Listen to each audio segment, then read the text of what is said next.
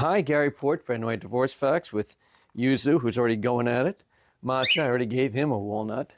And Shio is behind my head. Azuki is still nesting.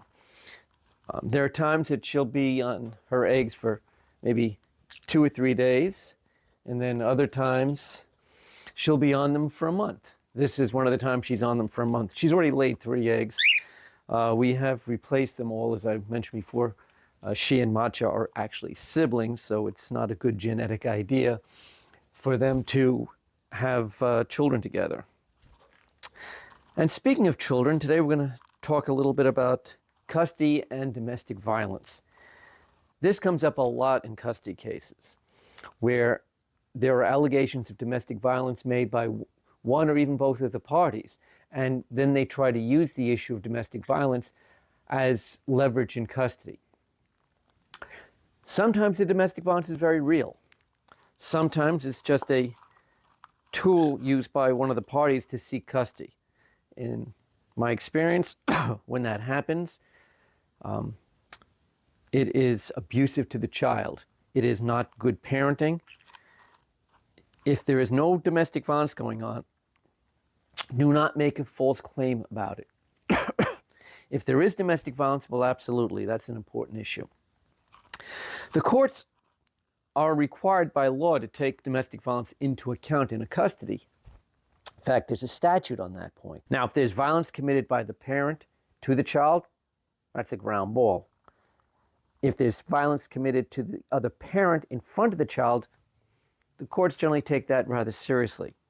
If the violence is only between the parties and the child knows nothing about it, the court is not going to take it as seriously unless the violence is very, very significant. So the difference would be if there's just yelling, screaming, and emotional abuse, the court's going to take it seriously, but not as seriously as, say, if the abuser physically hurt the other spouse. Beatings, stabbings, broken bones, things of that nature. Now, obviously, any abuse to the child is going to be very, very seriously considered. Because in all instances, when we're talking about child custody, we're talking about the best interests of the child. Now, I've got a very lengthy article on what constitutes evidence in these types of cases, and if you're interested, you can check it out on my website, www.NYDivorceFacts.com. I'm not going to go into it in this video since it's kind of extensive. But the key here, remember, the key is if domestic violence occurs, it can have an impact on the divorce.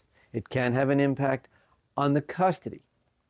But please, don't make up domestic violence. Don't lie about it in order to gain a position in the divorce trial or the custody proceeding, because one, it's not in the best interest of your kid, and two, if the other side can prove you're lying, well, you may end up losing custody. If you have any questions, contact us at Port and Sava, 516-352-2999. At Port and Sava, we help you get on with the rest of your life.